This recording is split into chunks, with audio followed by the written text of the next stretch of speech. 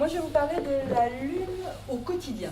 La Lune au quotidien, donc tous les jours la Lune traverse, je vais peut-être me mettre là, tous les 2 jours et demi, la Lune traverse un morceau de votre roue zodiacale.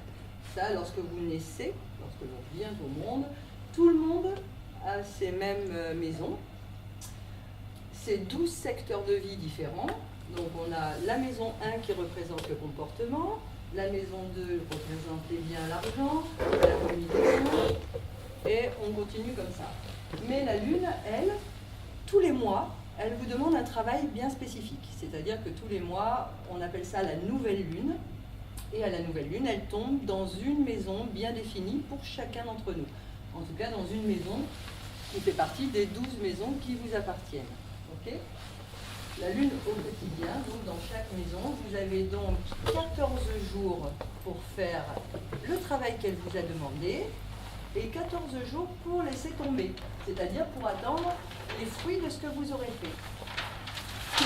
Ce qui est sympathique, c'est que quand on sait ce qu'on a à faire, c'est quand même plus simple parce qu'on travaille dans ce sens, et quand on ne sait pas, en général, ça vient comme ça, mais on ne sait pas ce qui se passe. C'est bien, c'est la Lune qui est née à un certain endroit, dans votre thème natal, et qui vous dit, voilà, ce mois-ci, tu vas travailler ton comportement, tu vas travailler tes dons, tu vas travailler ta communication.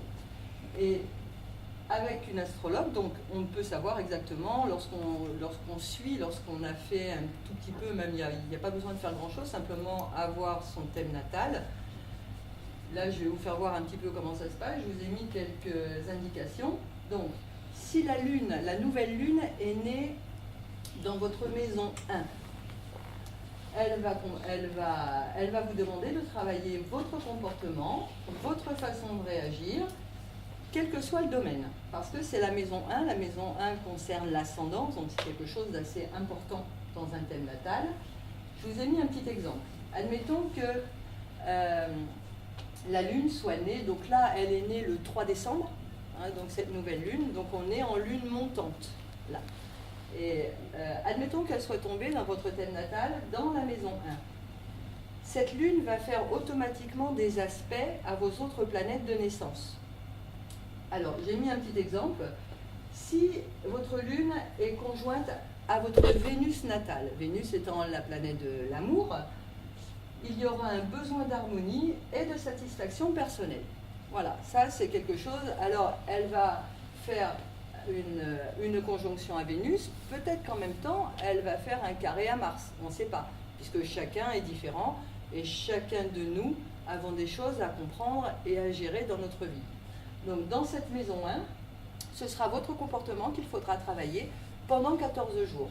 Une fois que la pleine lune est faite, c'est-à-dire 14 jours plus tard, on ne travaille plus sur son comportement et on laisse voir si on a bien bossé. Il n'y aura pas de souci, on aura de bons retours. Par contre, si on n'a pas fait le travail que la Lune demandait, il risque d'y avoir des petites anicroches, mais rien de grave, c'est quand même la Lune. Ça va, la Lune, on parlait d'émotionnel, la Lune c'est typiquement l'émotionnel. C'est votre façon de ressentir les choses. La Lune, elle fait des grandes choses, c'est elle qui fait les marées quand même. Donc c'est quand même très très important. La Lune, chaque mois, elle vous demande quelque chose de bien spécifique. Si votre Lune, donc, si cette nouvelle Lune tombe dans la maison 2, elle influera sur votre comportement, mais par rapport à l'argent. Parce que la maison 2, dans un thème natal et pour tout le monde, concernera l'argent, les biens, ça concernera les dons également. L'argent, les biens, les dons, la façon dont vous faites la gestion de votre vie. Donc voilà, donc elle influera sur votre comportement par rapport à l'argent, vos acquis en général. Un exemple, si cette lune fait un aspect de trigone, c'est un bel aspect, l'aspect de trigone, à votre Mercure qui est l'intellect, eh bien elle favorise les contacts intellectuels et relationnels. C'est vrai que pendant ces 14 jours, même si vous ne le savez pas, elle vous mettra en relation avec des gens où vous trouverez quelque chose à dire ou un intérêt en commun, quelque chose. En tout cas, elle vous fera rencontrer des gens qui seront susceptible de vous intéresser. Parce que sans savoir, en fait, cette nouvelle lune sera née dans votre maison 2. C'est comme ça que ça se passe.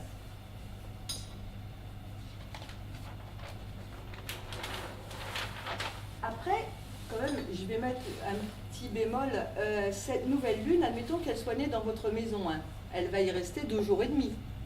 Mais la lune va faire le tour. Tous les 2 jours et demi, elle va changer de maison. Même si au départ,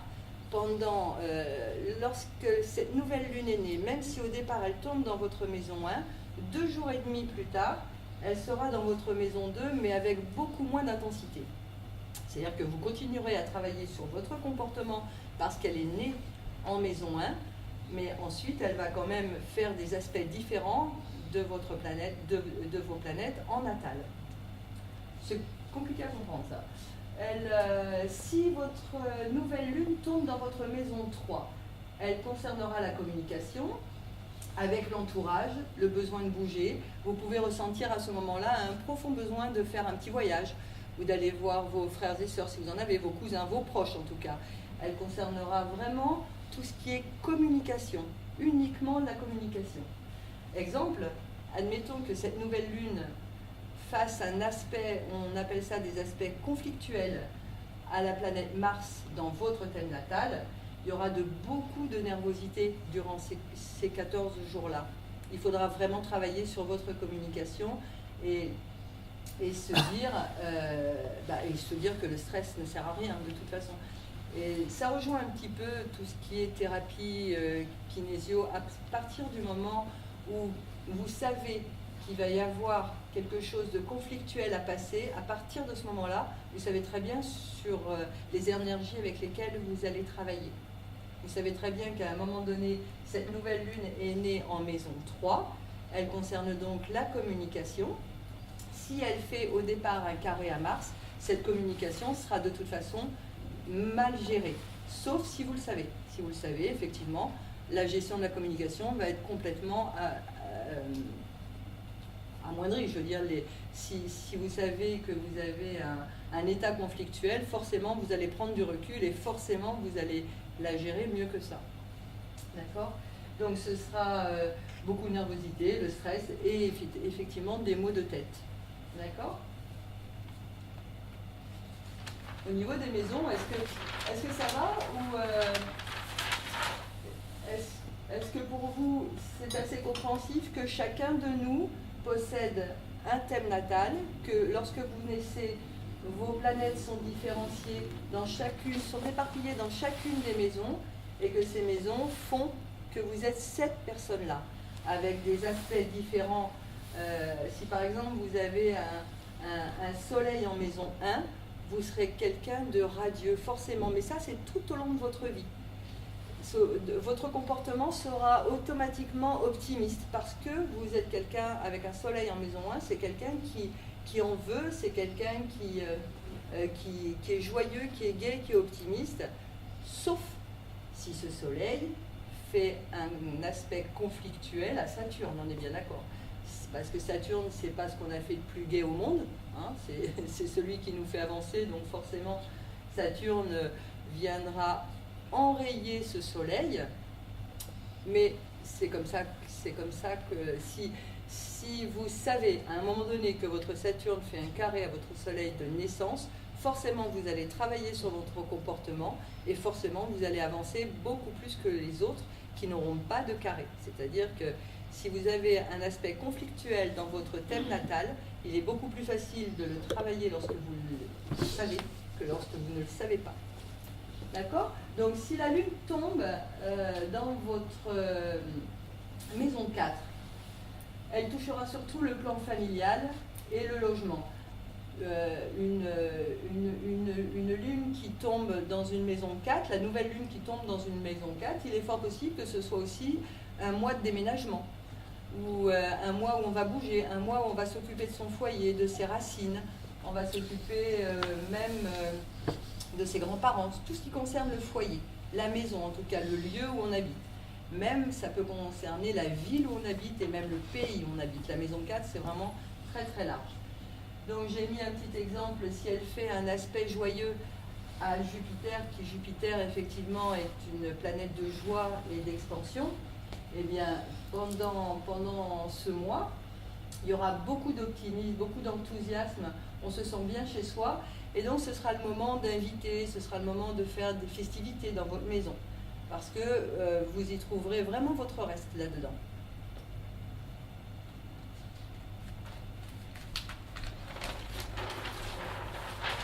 Allez, si donc cette nouvelle lune naît dans votre maison 5, elle concernera l'affectif, les enfants et toute forme d'activité créatrice artistique.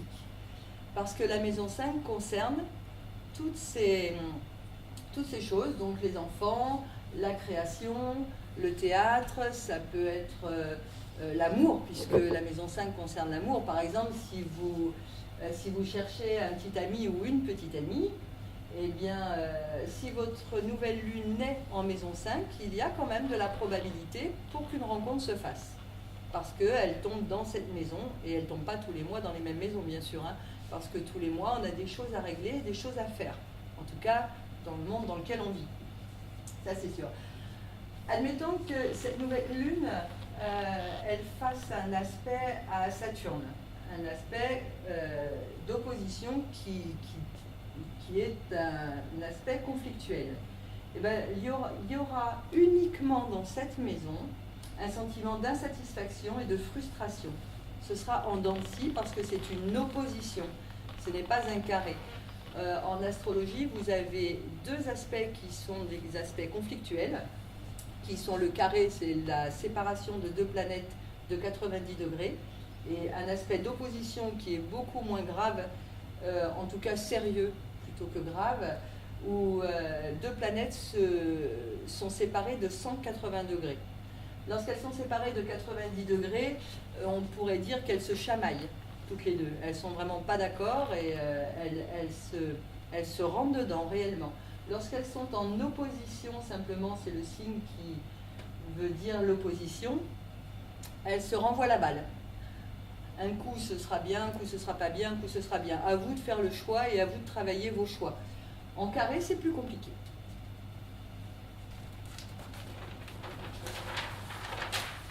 Si elle naît en maison 6, donc si elle naît dans cette maison-là, elle concernera l'activité quotidienne mais aussi la santé.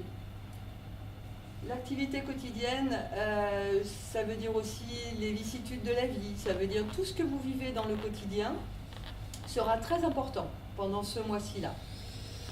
Donc si cette nouvelle lune fait un aspect de conjonction à Uranus, tout ça ce sont vraiment que des exemples parce qu'on a quand même 12 planètes et que ces planètes, elles vont automatiquement faire des aspects à un moment donné à la lune, de toute façon durant le mois. Donc si elle fait une conjonction au signe là qui veut dire Uranus, il y aura une très très grande sensibilité, toujours dans la maison dans laquelle elle est née bien sûr, il y aura une très très grande sensibilité au contact des autres.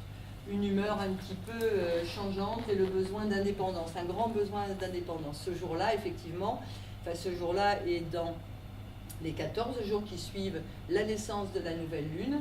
Il faudra travailler votre sensibilité parce que ce ne sera pas forcément ce que vous aurez envie qui arrivera. Ça va? Ouais? Tout le monde? Ok. C'est difficile en une demi-heure parce que j'ai tellement de choses à dire qu'il va falloir que... Ok. Alors, ensuite, si elle naît dans votre maison 7, la maison 7 concerne les relations avec les autres, mais ça concerne aussi le couple. Donc si vous avez... C'est la première maison relationnelle avec le monde extérieur. La première maison relationnelle avec son propre monde, c'est la maison 3, qui est la maison de la communication.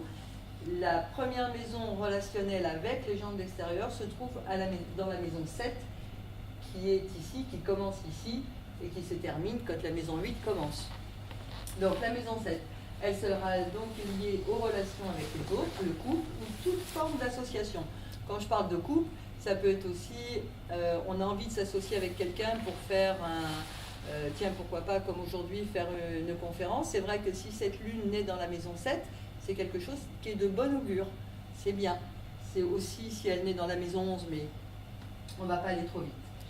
Si cette nouvelle lune fait un trigone, c'est le signe qui veut dire trigone, à Neptune. Neptune, c'est la planète de l'idéal, c'est la planète de ce qu'on souhaite, mais vraiment au plus haut point. Eh bien, elle favorise l'imagination, le rêve, et elle va pousser à beaucoup de générosité. Donc dans cette maison-là, dans cette maison 7, le couple, l'association, la relation avec l'autre sera vraiment mise en valeur. Et c'est cette maison qu'il faudra travailler le plus possible. Et il y a 12 mois, 12 maisons. Forcément, il y a quelque chose à faire tous les mois. Et quand on le sait, c'est génial. La maison 8, qui se trouve donc juste ici, elle sera vécue intérieurement. Cette maison 8, c'est la maison de la transformation. Cette maison 8, elle est en général, les astrologues, la maison 4, la maison 8 et la maison 12, ce sont 3 maisons qui sont les plus compliquées à expliquer, parce que ce sont des maisons intérieures. C'est vraiment tout ce qui est ressenti. Donc elle sera vécue d'une façon intérieure et en relation avec les crises et les transformations. Effectivement, si cette nouvelle lune est née dans cette maison-là, vous aurez à transformer quelque chose, à mettre en lumière quelque chose qui est dans l'inconscient. À vous de chercher, de savoir pourquoi et de savoir surtout ce que c'est. Après, avec le thème de naissance, il est simple de savoir ce que c'est. Lorsqu'on étudie un thème natal, il y a plein de choses, on voit les chemins parentaux qu'il y a eu, les schémas parentaux qu'il y a eu, et pour ceux qui croient à la vie après la vie, il y a même beaucoup d'informations sur la vie après la vie, sur tout ce qui s'est passé avant. Donc, cette maison 8, elle appartient au signe du Scorpion, et le Scorpion, c'est quand même des gens qui font beaucoup de recherches dans ce sens. En tout cas, c'est une maison ésotérique. Donc elle sera vécue intérieurement et elle est en relation avec les crises et les transformations. Admettons qu'en plus, parce que là j'ai noirci le tableau jusqu'au bout, admettons qu'en plus elle fasse un carré, donc elle soit à 90 degrés de séparation avec Pluton, eh bien il y aura un fort sentiment d'insécurité. Ces 14 jours-là seront vécus pour travailler cette insécurité qui est en vous. Donc il faudra faire sortir ces émotions qui sont à l'intérieur, enfouies en tout cas, et travailler votre insécurité et une tendance à tout remettre en cause. C'est-à-dire qu'on va venir vous parler et vous allez automatiquement remettre en cause ce que la personne vous dit. C'est assez difficile à travailler. La maison 8 est une maison très difficile à travailler. Il faut savoir que le signe du Scorpion qui appartient à la maison 8, c'est le signe le plus fort du zodiaque. On n'a pas fait plus fort. En tout cas, ce sont des gens qui sont capables de tomber et de se relever aussi vite qu'ils sont tombés. C'est absolument fantastique. Voilà. La maison 9, elle sera en rapport avec le mental supérieur, dans les domaines de la philosophie, de l'ésotérique également, mais aussi des voyages à l'étranger. En fait, la maison 9, elle vous parle d'étrangers, elle vous parle de grands voyages, mais ça peut être physiquement comme psychiquement. C'est-à-dire que vous n'avez pas besoin de partir en voyage, et ça appartient au signe du Sagittaire. Le Sagittaire, il n'a pas besoin de partir en voyage. Bien que ce soit un grand voyageur, en général, en tout cas, il aime, normalement, il aime. Et si en plus il est né avec un soleil en maison 9, c'est encore décuplé. Donc elle sera vraiment vécue sur le domaine du mental supérieur. Je vais réfléchir à beaucoup plus loin que quiconque, en tout cas. Donc l'étranger, les voyages, pourquoi pas lorsqu'il y a une nouvelle lune qui naît en maison 9, vous aurez peut-être à ce moment-là l'idée de partir en voyage. Pas ce mois-ci, mais l'impulsion de l'idée de vouloir partir sera faite, en tout cas. Et donc partir à l'étranger ou rencontrer l'étranger, rencontrer d'autres horizons, des horizons un tout petit peu plus subtils en tout cas. Alors, cette nouvelle lune, admettons qu'elle fasse un aspect de sextile, donc 60 degrés, à votre lune de naissance, eh bien, c'est l'écoute des autres, beaucoup de réceptivité, beaucoup de sensibilité, toujours dans cette maison-là, donc toujours en parlant des grands voyages, aussi bien physiques que psychiques. Ça va alors?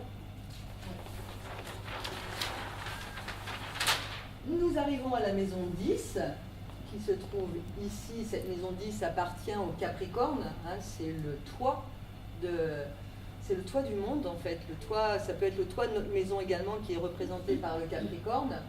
Mais en tout cas, ce sont des gens qui ont beaucoup de volonté de réussite. Hein. La vie socio-professionnelle est très très importante pour eux. Donc la maison 10, c'est le domaine professionnel qui sera mis en lumière. Aussi la vie en général et l'ambiance. Également en astrologie humaniste, ça concerne aussi la maman, souvent. Donc c'est le domaine professionnel. Si votre nouvelle lune tombe dans votre maison 10, il faudra vraiment travailler sur votre vie socio-professionnelle. C'est le moment de mettre des choses en place. C'est le moment, surtout si elle fait de bons aspects à Mars, et si elle fait de bons aspects à Jupiter ou à Saturne, peu importe. Il faudra vraiment tout mettre en œuvre pour faire cet avancement qui sera le vôtre. Alors, exemple, cette nouvelle lune fait un aspect très agréable à Uranus. Eh bien, elle donnera l'envie de créer des idées originales, beaucoup de dynamisme et même bien souvent des événements complètement imprévus qui vont vous arriver. Alors, c'est vrai que si vous le savez, c'est plus de l'imprévu, mais quelque part, même en astrologie, c'est pas de la voyance. Je préfère mettre un bémol là-dessus. Ne pensez pas qu'un astrologue soit un voyant ou une voyante, ça n'a rien à voir. Ce sont des portes qui s'ouvrent et des portes qui se ferment. Mais en tout état de cause, sur l'événementiel, il y a quand même toujours 50% de l'événementiel qui n'arrive pas parce que les gens restent sur place. Ils ne veulent pas aller vers leur avenir. Donc si on dit à quelqu'un, votre nouvelle lune va tomber en maison 10, il y a Uranus avec un événement qui va se produire, qui est quand même un fort événement, si vous restez chez vous, enfermés, vous ne cherchez pas de travail, il n'y aura rien. Il ne faut pas penser qu'il y a des miracles comme ça n'existe pas. Ou alors ça existe, mais peut-être du côté de Lourdes, je ne sais pas. En tout cas, en astrologie, non, ça n'existe pas. Par contre, vous donnez l'impulsion d'aller chercher ce que vous devez trouver, vous serez grandement aidé. Et vous avez pratiquement, si vous cherchez 100% des chances pour que ça se passe. Donc, elle donnera l'envie de créer. Alors, créons, hein. Allez-y, créons. Allons-y, créons notre vie. La maison 11 maintenant, l'avant-dernière, la maison 11, elle est liée, donc elle est là, elle est liée aux amis et aux projets. Si cette nouvelle lune naît dans votre maison 11, eh bien elle sera liée aux projets, à la vie amicale, aux activités collectives. C'est aussi le moyen de faire partie d'une grande association. C'est de rencontrer aussi d'autres amis, des rencontres comme ça, des gens qui se disent tiens, je n'ai pas revu cette personne depuis longtemps et d'un seul coup, elle ou il ressurgit dans votre vie. Et c'est vrai que si cette lune est née dans votre maison 11, il y a de grandes chances pour qu'il y ait quelque chose qui naisse, en tout cas en ce sens, ou d'avoir un grand projet en tout cas. Un exemple encore, si cette nouvelle lune fait un aspect agréable à Mars, elle sera positive pour agir, prendre des initiatives, l'action et les idées seront bien liées, c'est-à-dire que vous aurez cette impulsion de vie qui vous amènera à penser que vous seul êtes maître de votre vie, c'est vrai, vous êtes le seul maître de votre vie, mais ça n'empêche que quand les planètes vous aident, c'est quand même drôlement sympa.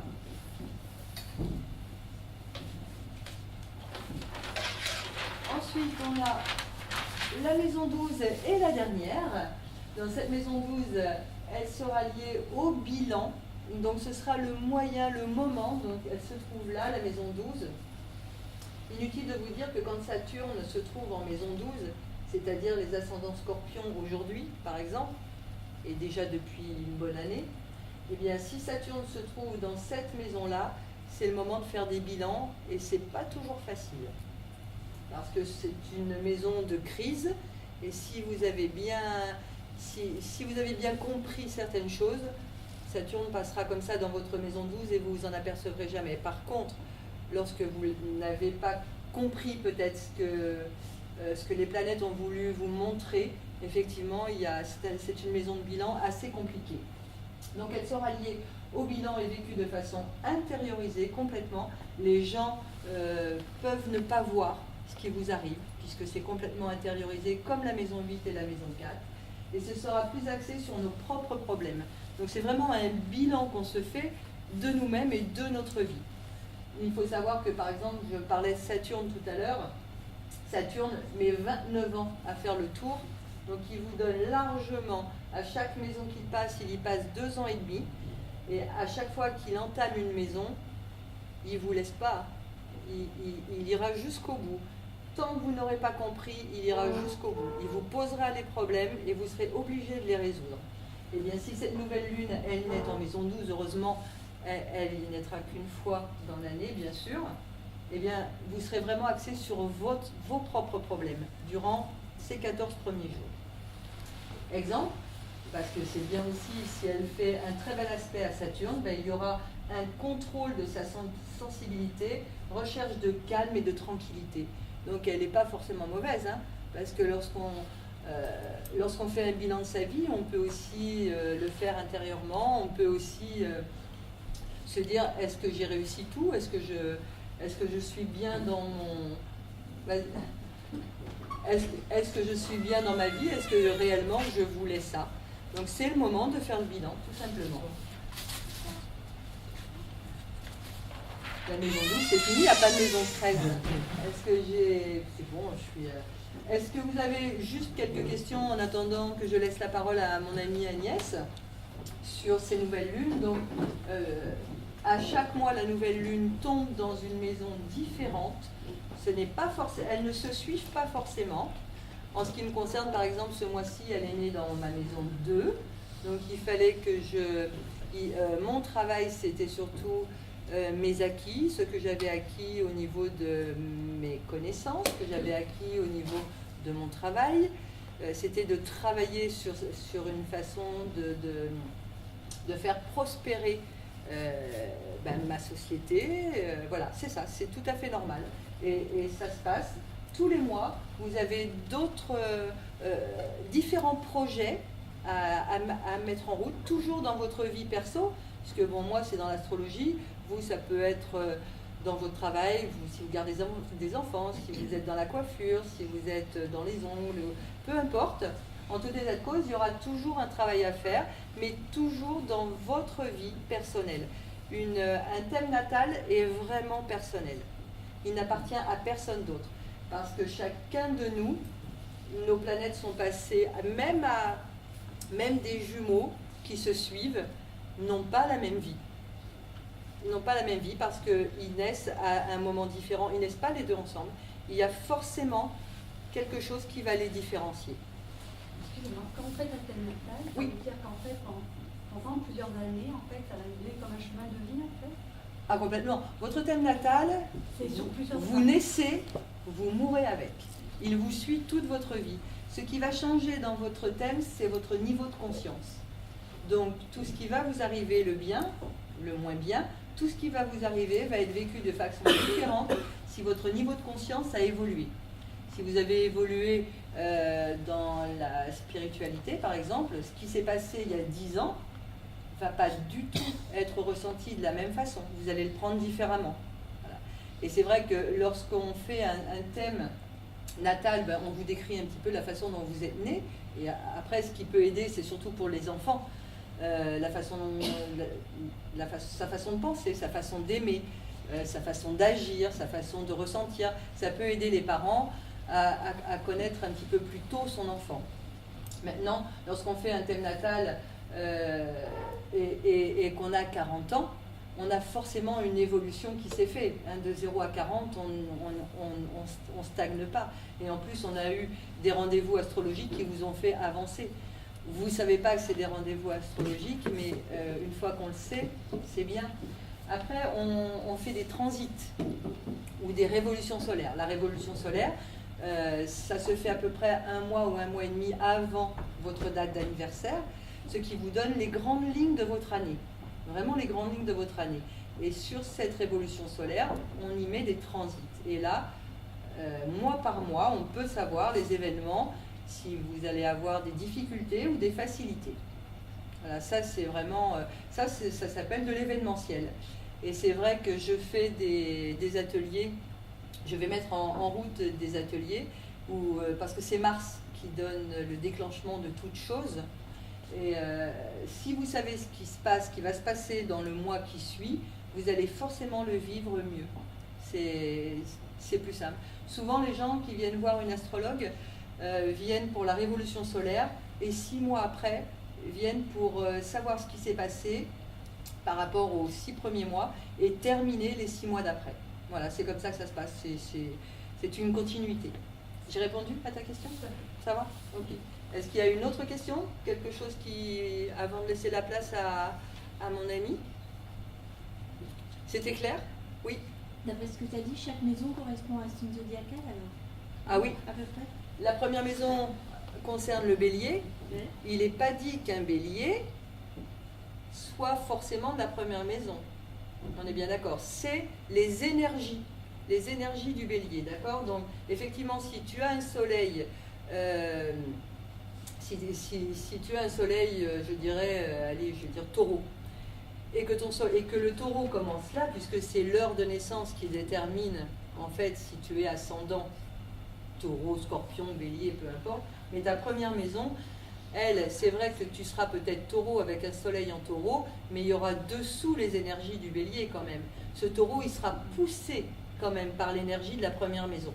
La première maison, c'est le bélier, deuxième, le taureau, troisième, le gémeaux, quatrième, le cancer, cinquième, le lion, sixième, la vierge, septième, la balance, huitième, le scorpion, neuvième, le sagittaire, dixième, le capricorne, onzième, le verseau et douzième, le poisson.